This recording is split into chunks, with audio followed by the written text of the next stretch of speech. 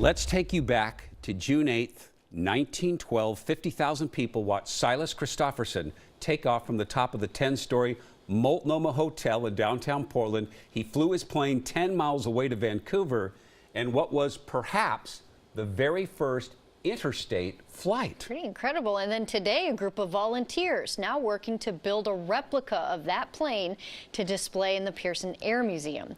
Our photojournalist Bill Cortez shows you. My name's Mike Daly. I'm the project leader for the Curtis Pusher Silas Christopherson flight build. Historically, it's the first aircraft that flew across the Columbia River and landed here at Vancouver Barracks. That was 1912. Silas Christopherson, a local aviator, flew it from the roof of the Multnomah Hotel as almost a stunt, I guess. He thought it could be done, and this was during the Rose Festival, 1912. In terms of miles, it was probably only 8 or 10. I think it took 12 minutes to complete the flight. The crossing of the Columbia and landing in Washington in another state might have been even the first interstate flight. Just cut it and roll it. The group of volunteers, we work on it 2 days a week. We're trying to recreate the early days of aviation at Pearson Field.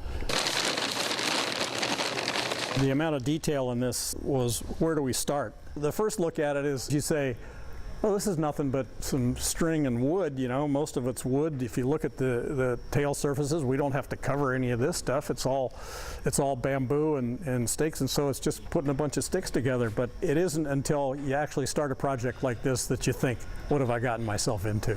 It's going to be spectacular. It's a big plane. It's lots of wood and fabric, and they don't have anything like that there. We're feeling pretty good. We've solved all the major engineering problems on this, so yeah, this is going to go.